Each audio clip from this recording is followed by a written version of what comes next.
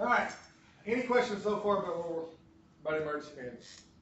Like I said, this couldn't have come at a good time as far as being able to discuss it. So the disaster declaration process. Jurisdiction affected will manage the incident from start to finish. So when it comes to the process, as far as a disaster declaration, internally we'll make the recommendation to the mayor whether we need a disaster declaration or not, or at what point. I mean, our current mayor is very knowledgeable, very fluent with everything, the process, but he likes to get our feedback and our input. We have a disaster declaration for COVID-19, and then I want to say, is it not Laura, but what was the other one that we got affected by? Beta? Is it Beta? Beta, we didn't have one. I want to say maybe Laura, we got a disaster. But what was the other one after Laura, though? There was one before Laura. The one that hit came up. Went to Corpus area. Oh, yeah.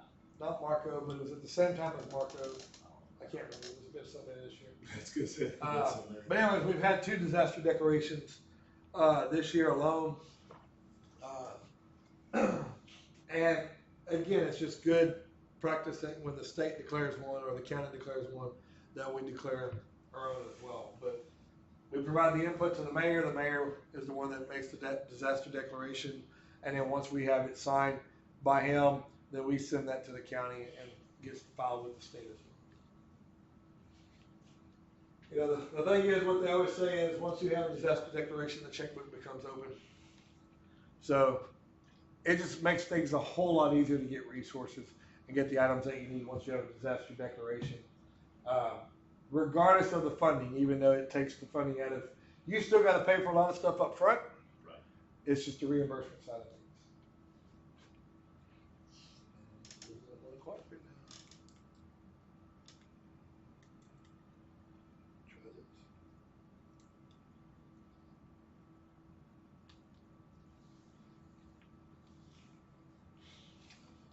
There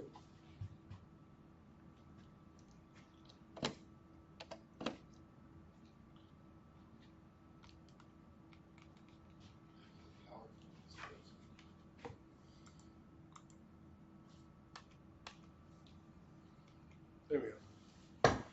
All right, so local or region is overwhelmed. Request the state for assistance. The governor issues a disaster declaration to release state resources. The state is overwhelmed. The governor will request assistance from the federal government, and the president issues a declaration emergency as well. So a lot of times, based upon the severity, and again, if resources, how quickly they'll be overwhelmed, will determine how quickly the governor will release the disaster declaration. I think with, it's going to kill me now. Before Marco, the storm that we got, Hannah. Hannah, we had a disaster declaration that was, I think we got that 48 hours prior to landfall. Obviously the pandemic, we've had an open one since then, which has actually gone through the governor and then all the way up to the president as well. So we've got a national declaration too. So you got your disaster, mayor and county execute it, local first responders take care of it, do what they need to do. Then it goes to the governor, the regional director, the Department of Homeland Security, and then the president. 30 days from last date of event. So from the time the disaster is initiated to the disaster secretary, the Department of Homeland Security secretary is about 30 days. And a lot of times on the disaster declaration too, they have to renew them. Depends on how it's written, but they have to renew them every so often as well. Is that what we're doing with COVID? COVID, yeah, it keeps, like different executive orders, but it keeps getting extended. And it may be to the point now where it's longer than 30 days, but a lot of the executive orders are only good for 30 days at the most, and they have to definitely get them renewed. Emergency management assistance impact, all hazards, all disciplines, mutually compacted. Obviously when we're dealing with a disaster, so is everybody else, unless it's a localized disaster. So it's something we have to keep in mind. When we have a hurricane coming here, we have a fire or whatever, Westview may not be available, Southside may not be available, Houston may not be available because they're being impacted as well. So it may just be us. We have to look at that. We have to think about that. We can still request resources outside. Cornerstone of the United States mutual aid system. It's thinking about what all resources are available, what we might need, and how long it would take for something like a special resource to get here. Offers assistance through governor declared states of emergencies. You know, we work it through. Again, it goes from here to the county. If the county can't fill it, they send it up to the state. So it would go from us to Mark Sloan, from Mark Sloan to Chief Kidd, and the state has been very great, especially with the pandemic, trying to get resources filled as quickly as possible. With that being said, we need to look at our inventory, and we may need to start stocking up for round 2 of supplies for the department. Because there's still supplies out there, so we may have to start ordering some. Legal foundation for sharing resources between states, implemented within the state emergency management agency, and provides consistent coordinated response. So, it's like when we have a natural disaster go on in Houston, Harris County area, the governor declares a disaster. A lot of the state resources will move closer to our area, but still stage away from our area. So that way they're not impacted by the actual disaster, and then when it's safe for them to come in, then they'll come in and help out. And it's the same way, like, New Orleans is fixing to get hammered. The federal government may deploy Texas Task Force 1 to go and stage and be ready somewhere in Louisiana for a response to that area. And granted, I don't see it happening because storm surge isn't going to be that bad. It's going to be more of a windstorm. I think the highest storm surge is like 9 feet, which is not saying it's not bad, but not as bad as what other areas have been predicted this year already. But the wind's going to be the biggest thing with this storm, and it's a fast-moving storm, so that's a plus. So what is the purpose of the Emergency Management Assistance Compact? Like it says, it gives the legal framework for sharing resources. Yeah, pretty much. You can get anything you want. Anything you want, Time. in a matter of time, certain amount of money. Make sure you plan for it. Identify the types of resources integrated in emergency management. It's our next objective. Integration is the integral during response phase. Help to ensure organized and efficient operation. You have to do a needs assessment to really see what you need and what you potentially could need. Determines your kind, type, and number of required resources. Must be accounted for in pre-incident planning. There's during Harvey, I know I think it was Harvey, we'd been here for an extended time. Our law enforcement side, I think got really thin out over a period, and we contacted DPS. DPS brought in a group of, I think, 9 troopers to come in and help patrol the city, to help support our operations here during, I think it was during harvest, well, on it during the recovery phase. Now, how those resources were acquired, I can't say it was the proper way of getting them, but hey, it worked. So that was a connection to a connection, what that one was, to get those resources. That's all well and good, that's good, but then again, that can be bad when it comes to reimbursement as well, because it didn't go through the right process. But it worked out for the city. But we've got to know, we've got to understand, we've got to know what kind of resources we have. Do we have a type 1 engine? Do we have a type 2 engine? Do we have a type 3 engine? And kind of start typing our resources, so when they are put into Web EOC and they are put into the state system, and somebody needs in our area a type 1 truck, they can look down, you know what, Bel Air's 5 miles away, they have the type of engine we need, let's give them a call, see if they're available to help.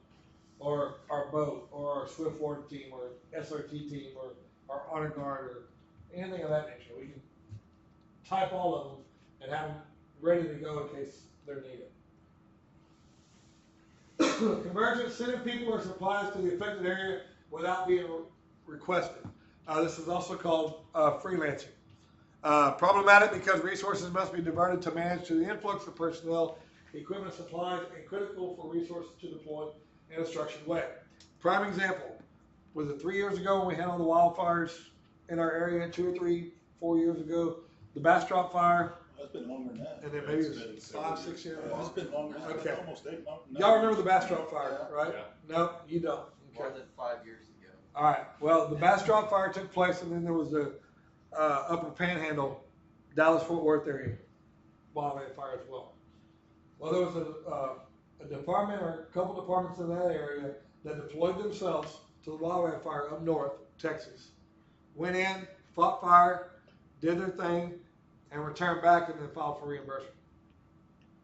But because they didn't go through the right process, because they weren't requested, they didn't get reimbursed. Not saying they didn't do the right thing as far as helping out, because the heart was there, but they didn't go through the right process, and it really could have hurt had there been some negative impacts overall. Somebody, I don't think there was tracking there. I don't think anybody really knew that they were there helping out until after the fact when they filed for reimbursement. Because when it comes to reimbursement, if you're the one over the incident, I think they get a list of all the resources that claim to be there, and it's a check and balance to make sure, yeah, they were there. Nope, never saw them there, and that's kind of how they went through the process and got caught. So we got to make sure that we don't just send people or supplies without being requested. If you know somebody that needs some help, hey, let's just make sure it goes to the right channels to get it done. So you're covered, we're covered, and they're covered as well. So we just talked about that. So types of resources, relationships should be created with outside agencies before incident occurs. We have a lot of relationships that we create. I think one of the best things that can happen in the fire service is not only do individuals work here, but they work at other agencies as well. So you're building a relationship and network there. We've got individuals from, in the EMS area. We got individuals in the fire area. We got individuals in the law enforcement area, and then the different trades that we have within our department. We know what our capability is, and we learn what other capabilities are as well. It's like over the past few years, we only had 2 hazmat teams that we could call: City of Houston and Harris County. Houston was typically our primary, Harris County was our backup. Well, now there's a third one that's up and running, that's Fort Bend County. And I think they're located actually in Missouri City. They're in Richmond. They're in Richmond. So It's still not very far. it's still not very far. So you have to ask yourself, which one, Harris County or Fort Bend County, which one would call based upon our location? I think I would still go with Houston, Harris County, and then Fort Bend County, just because of the resource allocations within our county and being made available.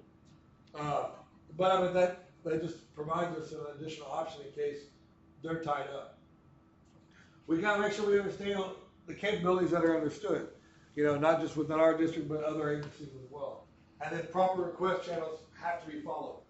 If you're working a fire, you're working something like that, and the EOC is not activated, then, you contact dispatch makes the request, and we're good. But if our EOC is activated, the county's EOC is activated, we have to follow the proper channels to request those resources in order to help out. That was some of the biggest issues with the Cajun Navy during Harvey, and there was another big request because Harris County made a request for resources to come in. Well, evidently Houston found out that those resources were coming and pretty much commandeered those resources, or they made the same request and they got them over the county. But there was a big struggle with resources, and it might have been the issue with Cajun Navy is the lack of communication. They don't communicate. They come in, they help out, they do a great thing, but there's no coordination and communication with where they're at and what they're doing. Now that may have changed since Harvey, but that was a big issue during Harvey. So we got to make sure we follow the proper channels. Fire service resources and students participate in large-scale incidents may have first reports of incident severity. Chief officer will work with other agencies to analyze these reports, and pre-planning with other disciplines can help in conducting incident report assessment. So, working with Westview, working with Southside, working with the City of Houston is great. We're training, we're looking at different things, looking at different angles, so we are ready. But we have to think about the unknown. We have to think about the bigger things. Where can we get resources? If our water system failed right now in the city, where are we getting water from? You may have an idea where the nearest tender is. So now we don't call tankers anymore in Texas. Nearest tenders down towards Probably Rosenberg. County. It's either Rosenberg or Pasadena. I'm thinking somewhere in there. There may be something closer to. You call dispatch and say, "Hey, I need to request tenders." What do you think they're going to say back to you? I have no clue what you're saying. Exactly. You're right. They're not, because it's not a resource we use. What'd you say? Yeah. Waller County. Yeah. But if we ever had something like that, because I know on the apartment fire here lately that Katie had last week, 2 weeks ago, the large one, they had the multiple units. That fire overwhelmed the water system, and they had to call in tenders to come help support it. So it's not something that's uncommon, but it's something that could potentially happen. So, go ahead. Does anybody have a question? Incident assessment, can the local resources have the response, or are outside resources necessary? You gotta balance that out. You know, until you arrive on location and really see what you have, you're going off of dispatch information. You're going off of the information that's being provided to you on the radio, or what you see. So you got to ask yourself, and there's nothing wrong with, you get there, you see what you have, you know what, we can handle it, but let's go ahead and call in another engine from Houston. Let's get a ladder here on standby, ready to go. Let's get hazmat here, ready to go. I mean, like fuel leak on the freeway, 9 times out of 10, we're going to handle a fuel leak on the freeway from a gas tank because we're going to patch it. City of Houston, it's a hazmat response. Technically, it should be a hazmat response here because it's a technician level skill that we're performing. It's offensive. Yeah, it's an offensive skill, even though we do it, and we do it just fine. But, so we just have to kind of know, like I said, it's better to have resources en route and not need them than need them and not have them. Call back or on call, this is the authority having jurisdiction of policies. Obviously, this varies. This is when you call in off-duty or available personnel to assist the response. Personnel should be directed to report to pre-planned location for assignment, and activities should be conducted in accordance with the IEP. And we try to do the best job we possibly can to keep you informed on what's going on and the possibilities. And I know this year has been kind of like, hey, be prepared for this.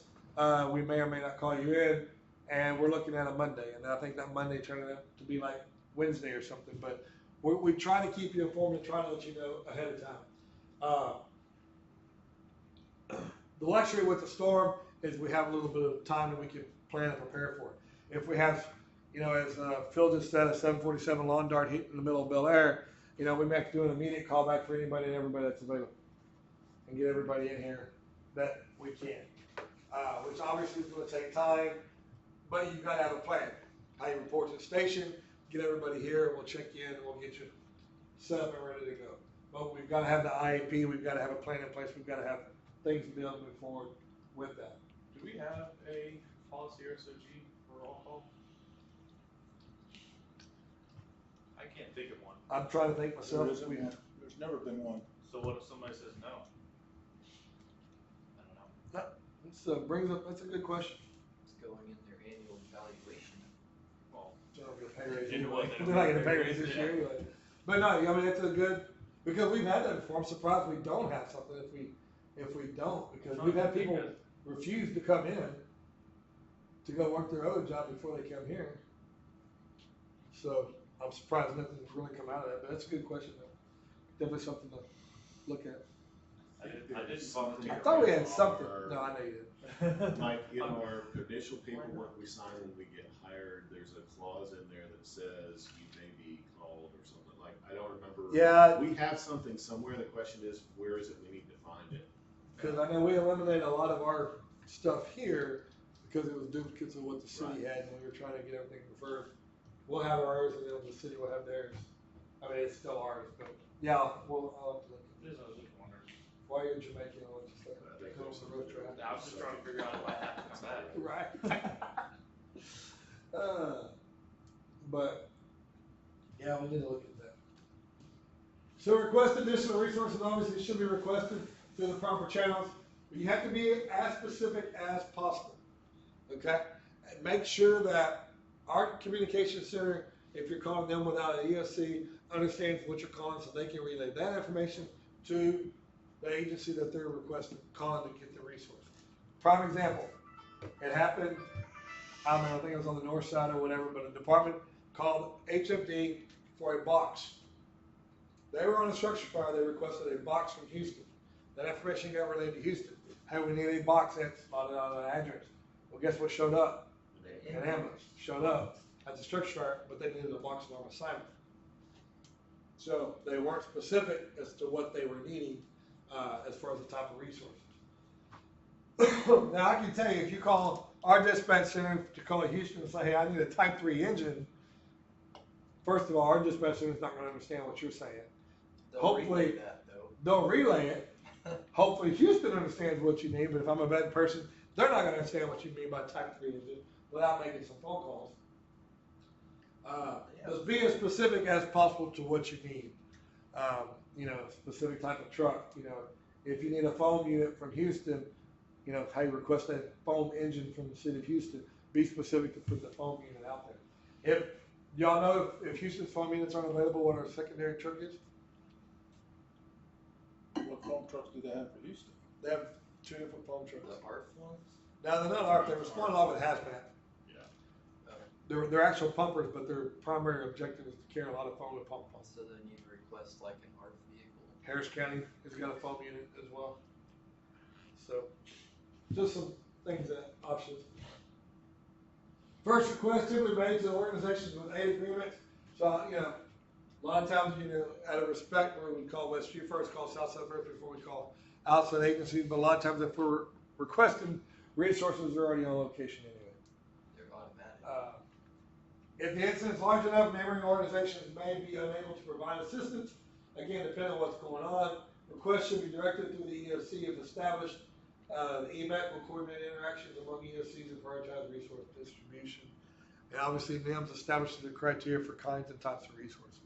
So all of our resources, I think, have been typed, but where that information's at, I'd have to go back and look. I don't remember where it's stored at. But all of our engines are typed, our medikits are typed, but we probably need to update it now that we've got 33 in. The boats and all that as well. So law enforcement likely to be spread thin. Remember, their priority is going to be maintain order and manage evacuation efforts, more units, and able to cover more area. Obviously, they can put more patrol cars on the ground at any given time, and they can spread out. We're limited to 1 or 2 vehicles, especially now that PD's gone to 12-hour shifts. If you're not familiar with that, instead of their 8s, now they run 2 12s because they're short 10. I think so. I was told. 8 or so. Yeah, well, I think it's gonna be 10. They got a couple more leaving. So they've gone to 12s. So there's probably a lot more patrol units on the street here recently than what has been. If you've noticed an increase in that. Investigate and preserve evidence in suspected terrorist incidents. You know, get law enforcement there. If you feel like there's some suspicious of a terrorist attack or something of that nature, get them involved early, get them notified, because there's certain resources that they may have to call in, or certain things that need to be done to protect them. EMS, again, coordinating with private sector providers, hospitals, and third-party service organizations is critical. Transport needs may be overestimated. Triage needs need to be established and coordinated with substantial numbers of casualties. To me, EMS is the easiest to get a whole lot of in a relatively short period of time by making one phone call. Set-track. Make one phone call to Set-track, tell them what we have, activate it, let them do the legwork to get you the resources that you need once you tell them what you need.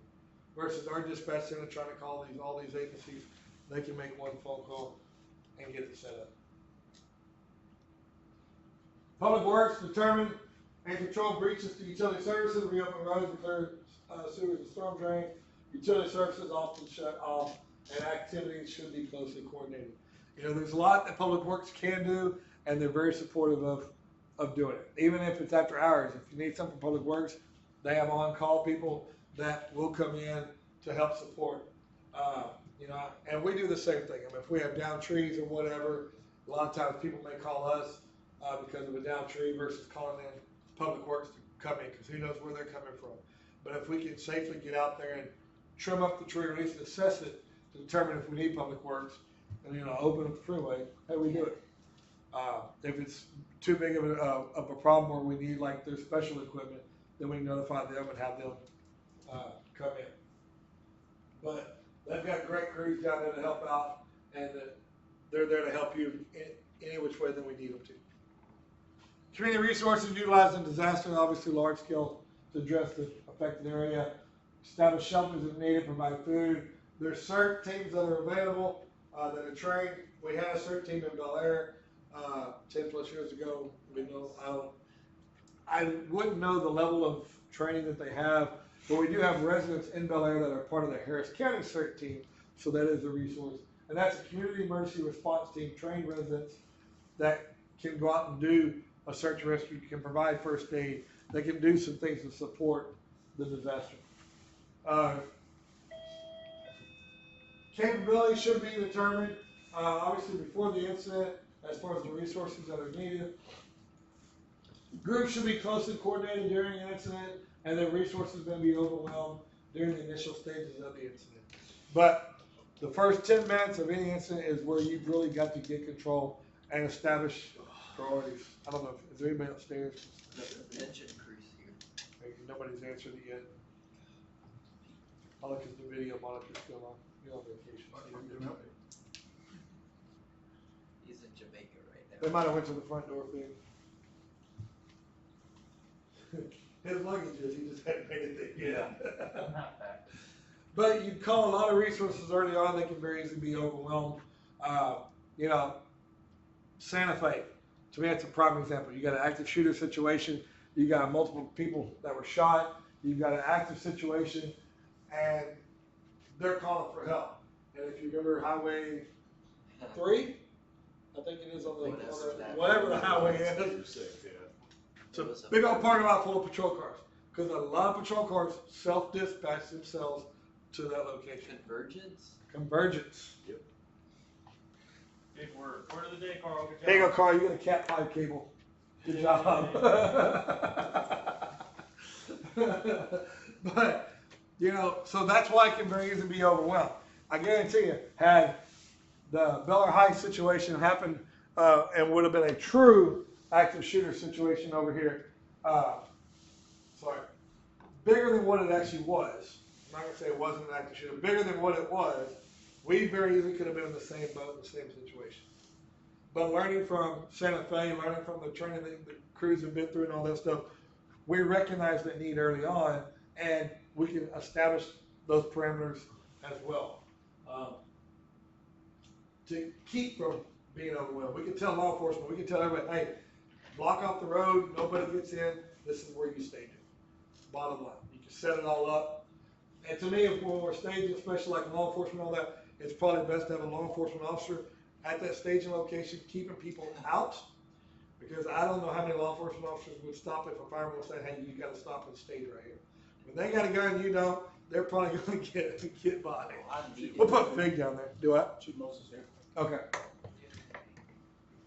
But we'll put Fig down there. Where? Staging. Staging to keep the cops out. And they come up with long rifles. Oh. We're talking about like Santa Fe. If you put a cop at the staging area where you want them to stop at, Yes. law enforcement would probably have more respect or more effect from other law enforcement officers to stop and stage right here. Cones in there to direct them Yeah. to say this. So we're talking about Bel Air High. If it would have been something bigger than what it was, we could have been the same boat as Santa Fe. We'd have to set a perimeter around the whole city, shutting off all the streets into the city. State resources obviously should be determined in advance, should be factored into the planning. Some states can quickly mobilize full cash of supplies and equipment. Others can provide personnel to assist in response coordination. You know, if we need something from the state, again, we're going to go through the county. The county can't fill it. We're going to go to the state. But you've got to be ready for that resource. You've got to be ready to provide the information that's needed. I can promise you, if you call for a county resource or you call for a state resource, you better have an IAP in place, ready to go, because it's going to be the first thing that they ask for. Coordination is critical, especially when federal resources may be necessary, and coordination should begin as quickly as possible. You know, don't think small, think big.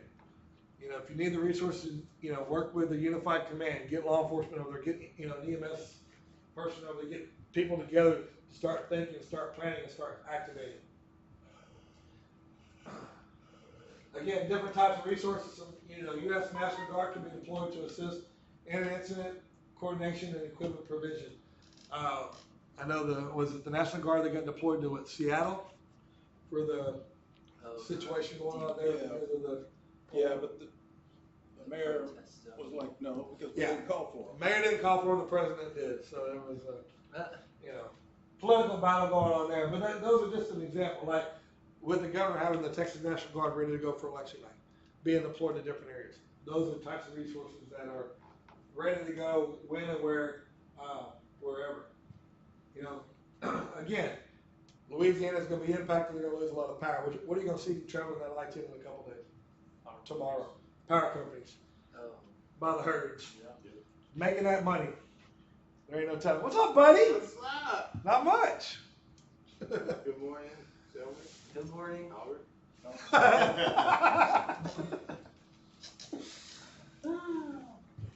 So tribal nations recognizing the Sandy Recovery Improvement Act in 2013. That was a hurricane that hit in Pennsylvania, New Jersey area. So they learned a lot as far as resource recovery, resources from Hurricane Sandy up in the East Coast. Can choose to request federal assistance directly from that act. And I guess it's bypassing the county, going straight to federal. Some status as states when requesting disaster assistance and FEMA travel declaration information on FEMA website. Now keep in mind, FEMA, they are not there for the initial response. FEMA is an after type recovery support is what they were. Because Katrina, that was the battle of the tit for the tat type deal, where Louisiana, I'm going to say Louisiana wasn't fully prepared for Katrina, but they want to blame the government for that because they requested FEMA assistance, and FEMA says, well, hey, we're not coming down until after the fact. That's where IS 800 came from the national framework to really lay that out, because they're an after the incident type response to support in the recovery mode. So just know the routes, know the request, know how to go about getting what you need. And if you don't know, I mean, just ask. They need to change their name to Recovery Agency instead of Emergency Management Agency. To help maybe clarify that for those that are still confused. Federal resources are often needed in large-scale incidents or disasters. State government must declare or proclaim a disaster or emergency and request the same from the president in order to obtain federal assistance. The governor and the president may preemptively issue emergency declarations. You know, 9/11 is a prime example of federal resources being deployed from all different levels. State government must, again, like we said, declare it and proclaim it. It's got to be issued. The disaster has to be, the declaration's got to be done prior to that assistance being requested. And then again, they can do it ahead of time so that the resources can be deployed and put in place prior to the actual incident taking place, which is what a lot of the governments do for storms. So these are just kind of an example of some federal resources like a USAR team, a DMAC team, or DMARCS team, and what the agencies are and what their capabilities are. So if we need specialized resources, there is a system, and good Lord, I cannot think, I think it's NEMCAST is what I'm thinking it is, that we can go into and look at these variety of resources that are available, and you can see what agency it is, and you can see what their capabilities are. Non-governmental organizations, any nonprofit, voluntary groups, organizations can assist, task-oriented and driven by people with a common interest. Variety of services and humanitarian functions, and some organizations around specific issues. They can provide analysis and expertise. One thing we were talking about at break while ago is the groups of chaplains that are available. What chaplains do we have available? What outside agencies are available to us? I mean, we can call Houston, we can call Harris County, but there's a whole entire Texas firefighter group of chaplains as well. You know, so those would be probably a non-governmental type organization that they would fall into. But knowing how to get a hold of them. Serve as an early warning mechanism, help monitor international agreements and relationships with United Nations varies as well. But keeping in mind, a lot of this is going to be more on your federal level. You know, it's what their job is what they do on a daily basis. And, you know, a lot of times if you're not sure exactly what kind of resource you may need or whatnot, you know, you can, like I said, reach out. tell the county exactly what the issue is, what your concerns are, and they can help provide the guidance that is needed. I was talking to a friend who's a contractor through Texas A&M, and his whole job is to set up iPhones and iPads for regional responses, so everyone has communication technology that supersedes local channels. Huh. That'd be a cool job. So he's like, we've got thousands of iPhones and iPads just to deploy with regional responses for communication purposes. Man, think it keeps people on pagers. Hey, David. I was just fixing to call him. Yeah, he's right here beside me. Here, hold on. Yes, sir.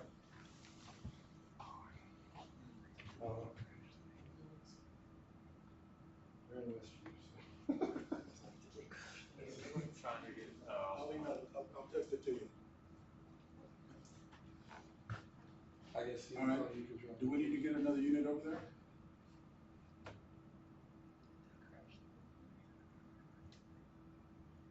oh, Russell's driving. All right, well, go ahead and come on back and I'll get a hold of them and, figure out what we need to do, if we need to take it straight over there or what kind of troubleshooting we need. But I'll send you the info. All right, buddy. Just to check in. Liquid Springs went out. What went out? Liquid Spring. Already? Suspension. Didn't take long. Yeah. Probably from where John hit the other ambulance. Yeah. Wait, no, not doing it yet? Too early? Too early? No, he's not here. Hey, Of course he's on not here. vacation. You're on vacation. That's perfect. Hey, It could be just a fuse.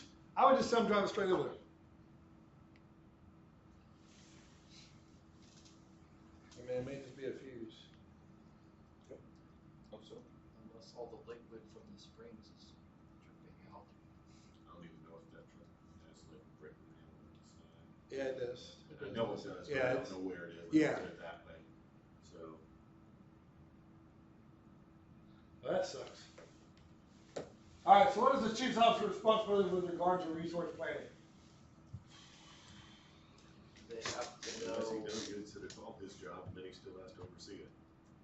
they have to know who to call and what the categories of resources are to ask specifically for things. Specifics on what, on there, For what they what time. time do they need? And what are the 5 types of resources that may be utilized when dealing with a major incident? State, sovereign, federal, non-governmental, media, community, public works, EMS. Well, I don't know. I'm just- You just ask. What's it? All right. Integration planning. Pre-incident planning, great determining factor in successful response and recovery to disaster or large-scale incident. Emergency managers should identify resources that may be needed and build relationships with those groups. Should involve props, simulations, and mock drills. So if there's resources that we know we need or we should learn them, then we should try to acquire and set up an agreement, a relationship with. We need to go ahead and do that now, start building those relationships. We should try to bring them in. We should get to know who they are. They get to know us.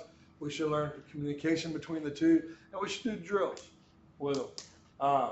Just kind of like what y'all do with the city of Houston. Y'all train with different engines, different crews all the time, and I think every time y'all do that, you learn something new either about the city of Houston or they learn something new about us. But you also build familiarity with their crews, even though it seems like it changes every 3 to 6 months over there. So why is pre-incident planning so important to resource planning? Tells you what you need in the future. Tells you what you need, helps you out without a doubt. Even a drill can bring something to life that you're not gonna see sitting down with Right. pen and paper trying to put things together. Because you may have a plan going, oh, it's okay, 8 engines can handle this, I'll assign this one here, and then you try it in a drill and you go, no, we can't quite do it that way, because I need one over here and one over here. Or it can also help you out when it comes on the drills, when it comes to implementing new ways of doing things, like the whole blue card transition and all that pre-planning and all that ahead of time, gets everybody familiar with it, gets everybody on board, so it's not like the first time you use it is when you actually make that emergency incident and you throw everybody for a loop. what are your chances of actually remembering your pre-incident planning or having access to it when you actually need it? Sooner than later. We're gonna update ours. But no, I mean, we used to have them in the trucks. If it's an event, like that would be helpful because you know it's gonna be here, it's gonna be next week. Right. But if it's an incident, like Well, after you get a location from an incident commander standpoint, you do your windshield report, you do your 360, and you get your things set up, then you can go pull that pre-incident plan up and really start looking at things overall, and then you get the information back from the crews as to where things are at. It can definitely help you with.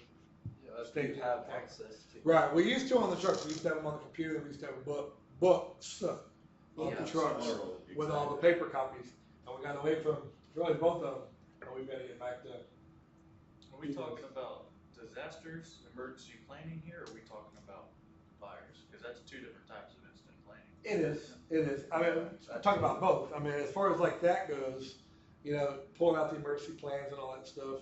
You Those kind are of- theoretically in ESO. Those are in, the Well, pre-plans are theoretically in ESO for yeah. fires and things like that. The emergency plans, like from a county standpoint, is more or less on our server, things that we can pull out. To me, when it comes to like EOC activation, you have a little bit more time from an EOC standpoint to be able to pull those out, look at them and reference them and all that, because a lot of the activity is being done by others. You're not doing operations. You're not doing operations yet. But part of that pre-incident planning is when the EOC has trainings. Yes, Knowing training. what your job is. Because a lot of the big issues is we provide manuals, we provide the binder with everything, and it gets put on the shelf along with that area role of responsibility that the individual plays, and they never pull it off until we activate, and then it's like, oh man, what am I supposed to do? But having the trainings, having the, information gone over, specific training and all that stuff, helps keep that. And 2020's been great, because it's kept it fresh in our minds, from an EOC standpoint. What types of pre-planning have been done for major incidents or events in our jurisdiction? I think we just talked about it. Yep, I think so too. Good. Yeah. They have EOC meetings and they have EOC. I mean, hurricanes, Hurricanes. high-rise fires, commercial building fires. I mean, a variety of different variety of incidents, but even like the disaster preparation through the trainings, the exercises, the tabletops that we do. So learning objective number 3, describe the various functions of emergency operations centers. Facilitates incident communication, coordination, and management by assembling and incident management personnel at the same location. So when our EOC activates, we call in the appropriate individuals. Obviously, this is our EOC. This is where we meet. This is where we brief everybody, bring everybody together, get everybody on the same page, and we're ready to support the functions out in the field. Serves as an effective and efficient facility for coordinating response. Again, it doesn't have to be a full activation. It could be a modified activation. During different events, we've had skeletal EOC activations where there might be one person or 2 people in the EOC and everybody else is out in the field working the event, and then if something was to go bad, then we come together. But again, it's our job to coordinate response efforts, not be out in the field. Optimizes communication and coordination using effective information management and presentation processes. So that's where NIMS comes in. We got to make sure we're able to communicate. We got to make sure we're speaking the same language. Not just this is the language we speak in the EOC, and then when you go out in the field, fire speaking one language, PD speaking another, public works is speaking a third. We've got to make sure we're all on the same page. We've got to make sure. And dispatch was great during Harvey because, and it's not any knock. As y'all know, law enforcement's not real fluent with incident command. Fire's very fluent with incident command. Well, one of the biggest struggles that happened during Harvey is the ops would put together teams to go out, and put together 2 or 3 people on one dump truck and 2 or 3 people on another dump truck and our high water and all that stuff. Well, in their mind, because of what they're used to, is they needed to know everybody that was on that truck. They didn't like the term dump truck 1 on the radio. They wanted a unit number and be able to call anybody and everybody on that truck. Well, that's not how the NIMS works. This is dump truck 1, this is dump truck 2, this is high water 1, this is high water 2. And dispatch coordinated all that and assigned those names to those units, but whether it was confusion and throw some little bit of heated discussions across the street about that. But I think we've learned from that, we've progressed, and we've definitely moved forward. But we've got to make sure we talk about the communication early on, so that way the language is completely where it needs to be. Here's the EOC. This is used for operations, training, meetings, and exercise venues and classrooms. They look completely different than what they, ours when I first started here, our EOC was in the courtroom over at PD, and now it's over here. Already breaking it up. Hadn't even been a couple weeks. Is it a fuse anything? Don't know. It went back up by itself. It took all the way to Butler and Newcastle. We turned off the truck, turned it back on, and messed with some buttons. And when we took off, it started to go up. So We'll still let them know that way, yeah. in case there's somebody to go by and help with that. But this is what the EOC is, and what we've learned from Harvey as well is when the EOC is activated, this downstairs area is truly off limits. We had too many people coming in and out during Hurricane Harvey during the EOC activation. There was too many people that walked in that door that didn't need to be in the EOC. It caused a lot of distraction. It took the focus away of what we needed to focus on. So that's why we're not being stubborn, us being rude, say, hey, you can't come in here. But when we say the downstairs is off limits during the EOC activation, especially if we're in here, we're doing that to try to help minimize any type of distractions. The mayor's allowed to come in, but no other council member is allowed to come in. Even during Harvey, no council was allowed to come in. The mayor came in, and the mayor would communicate with council. If council wanted to come up, they could hang out in the bay, they could hang out outside, and the mayor, somebody would go outside and speak with them, but they were not allowed in the EOC. So we're just trying to cut that down because when you're activated, you've got to focus. You've got to be ready to go. Again, with the whole pandemic, we're learning a lot as far as how to be a fully functional EOC because we're doing a lot of stuff virtual. Now, had we had direct impacts, we would have made it work. We would have social distanced in here. We would have all been in the EOC around the clock. But you've got to train. You've got to prepare. You've got to be ready. You've got to know how to set this room up and which setup needs to be done. NIMS establish criteria to ensure continuity between what is requested and what's deployed, and provide a standardized operational structure, common terminology, and flexible management system. To me, NIMS is the best thing that FEMA, whoever just created it, came up with. It has really changed the dynamics of emergency management and emergency operations as a whole in this country. So under EOCs, it's the job to collect the information from what's going on the outside, what's going on in the surrounding areas, and provide the support to response activities. It's not our job here in the EOC to be the incident commander and manage what y'all are doing out there. It's to support what's going on out there. So provide you the resources that you may need. Support the different activities, whatever that may be. The tanker rollover, Bel Air 610. We didn't activate the EOC that day, but we should have. Because of all the traffic that was building up in the city and what was taking place. We should have activated that and put together a traffic plan in here to help support the routes and support the different officers and eliminate people from driving on sidewalks. That's another reason to have sidewalks, is give them another road to drive. There you go. But again, it's our job to collect the information to support the incidents that's out there. Typical information flow: incident occurred, to the initial response, to the situational resource assessment, to the activation of the EOC. Notification of the EOC staff to the manager, evaluation, operational is active, SOPs implemented to the task assigned, the resource allocated, or request, performance monitored or recorded, status briefings and information disseminated to the public. All that's done through the Plan MP. All that's put together through the Plan MP. As far as the activation to the EOC, that's typically a communication between myself and Paul, or myself and then Brant now, as far as when we activate, how we activate, and what it looks like.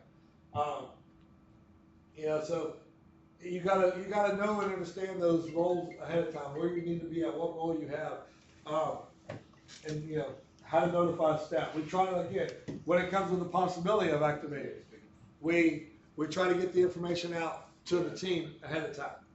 I mean, if you're on the, and I know Albert is, but like the Bel Air, with Zeta. When Zeta was coming into the Gulf, started pumping out emails. Even though we weren't in the cone, still pumping out emails. Because in my mind, all I could think of was Marco. Louisiana? Yeah. No, let's back up and go to Texas. Because had we not had two cold fronts, we might be impacted by Zeta. That's the only thing that's kept us safe is the cold fronts. Thank you for cold fronts. But you got to notify people to give them time to prepare because, you know, if you can, if you don't have time, you know, obviously if you don't have a lot of time to help, give them before your notifications as far as when you need to activate. Then you notify them, hey, I need you here as soon as you possibly can, and you make it work. And then you blend things and you make things put together. Again, communicating to the public, you let the public know what's going on the best you can and try to get the information out there, but also try to receive as much information as you can. Jurisdiction may establish a departmental SO operations center to coordinate operations during an incident or pre-planned event. A DOC works in the EOC to facilitate the sharing of information. We share our information through the IEP. We share our information through the operational briefing before the actual next operational period begins.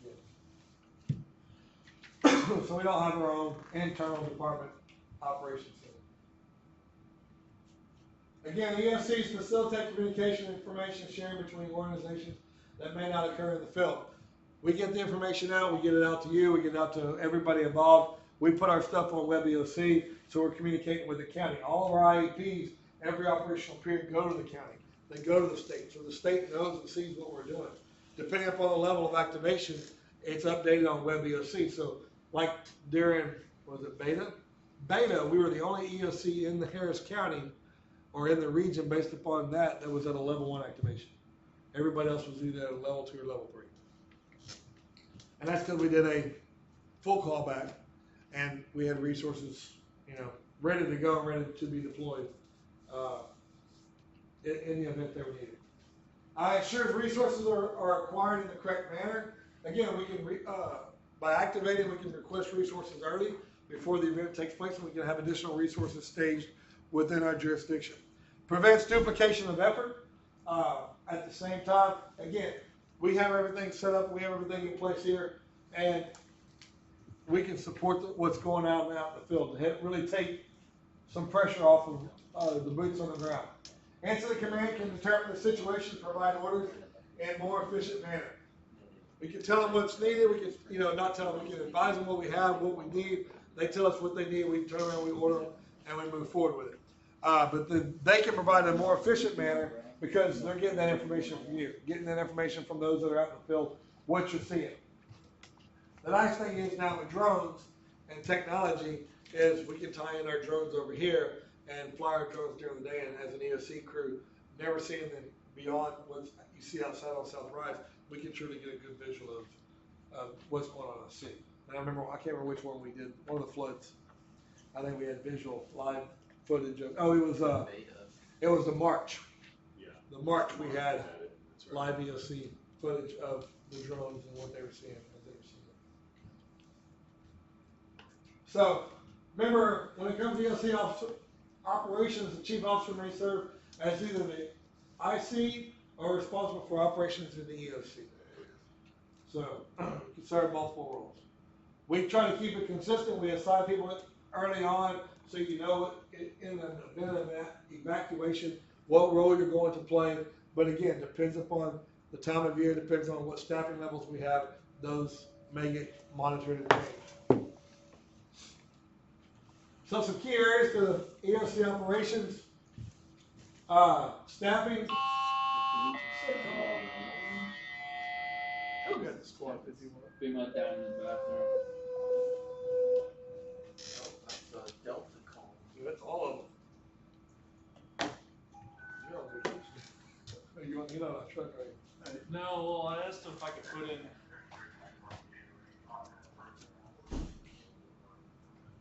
Conscious and breathing milk.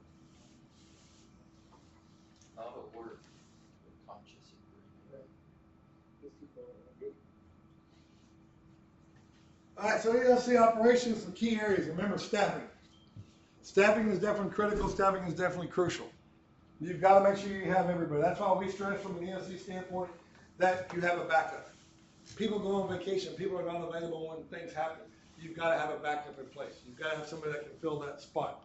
Not just for switching in operational periods, but, you know, if Alton's on vacation, you know, we have an activation, Phil Dickinson becomes the primary, and now we've gotta fill the role of backup to support. So Phil Dickinson's not working 24 hours a day, 7 days a week. So if that's the case, then we might have to pull somebody from the line or pull another officer to make that happen. He would find a way to make it work though, if he had to. Who's that, Phil? Yeah. I mean, we all do it, I mean, without a doubt.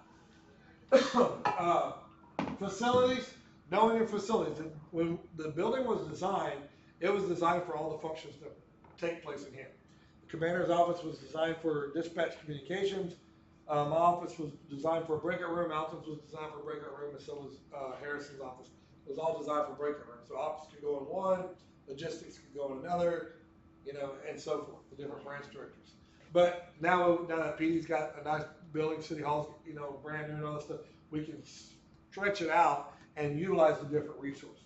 You know, because during Harvey, everything was here. Cooking was here, donations were, everything was here, and now we've expanded out, we're using the different ones. You gotta make sure your facilities are ready to go.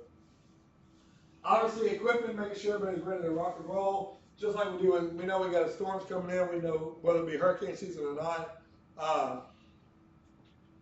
We test the chainsaws, we make sure that they're functional, we get the boats ready, we get the high water vehicle ready, we do that. And then training. It's not just coming together as an EOC team and training, but make sure everybody's training on the boat, make sure you're out there with the gear, putting your gear on, being familiar with the equipment through those types of areas of training. But you've got to train, you've got to work at it. I mean, we haven't done a lot of training this year because of the pandemic, but at the same time, the pandemic to me has been a good training for us all, especially through the different activations. What kind of equipment does the EOC need? Laptops, phones, knowing how to, if you had to hardwire, how to set this room up, making sure these come on. You know, we had a setup team from our EOC that in case like y'all were out on a call and we had to activate, we had different individuals from the city that was part of the setup team that could come in here and set this room up just like y'all do, you know, when we have time, and it's ready to go. So that type of So just mainly electronics. mainly electronics. I mean, we got dry erase boards, so you got, you know, your markers, an Xbox for Ryan. But, you know, every EOC is different. Like I said, ours is not as bad. I mean, there's a lot of EOCs that have, what you saw a picture of all the computer monitors, and that's all set up all the time. And there's some that actually bring in a lot of monitors and set up computers. A lot of the department directors have their own laptop, and they just bring that, they bring their own phone. So there's less equipment that has to be set up here. They just bring it and plug it in. Okay. So, and we got Patrice and Russell as part of that team that can help us with the backside electronics, technology parts. But as far as here, it's just, you know, making sure forms need to be copied, sign-in sheets, badges, vests, that type of equipment. And all that's kept in Harrison's office in that rolling cart. The ham radio, the 800 radio, all that. So how does an emergency operations center help a response flow more efficiently? Communications and coordination. Communication and coordination. Most Without of a doubt. everything you're dealing with, communication. It's all about supporting y'all. It's all about supporting the incident that's out in the field. Taking that thinking process off of the incident commander, where if y'all need something, you say, hey, this is what we're looking at, this is what we need, and we take care of all the legwork behind the scenes. Get you what you need. Well, the incident commander's in the EOC, right? We have an incident commander here, but the incident commander here is more for mitigating and keeping everybody on point where they need to be. There's still incident commanders out in the field that are overseeing the entire incident. We're not, as incident commanders in here, calling the shots for what's going on out there. It's different. I know kind of, what do you mean? Like, if we have like a flooding incident, y'all are being deployed where you need to go, but you're reporting back to ops. Ops is bringing that information to us, and we're working on plans to support y'all out there, but we're not saying, hey, you know what, like, if y'all are fighting a fire, hey, you need to, instead of fighting it from the alpha, you change it to the delta. But the incident commander turns into the ops person, no. The ops turns into the incident commander of the field operations, yes. Because as us, we can say, you know, we're looking at this area like, you know, there's a lot of flooding going in the Southdale, but then there's flooding starting to take place up in the north terminal area.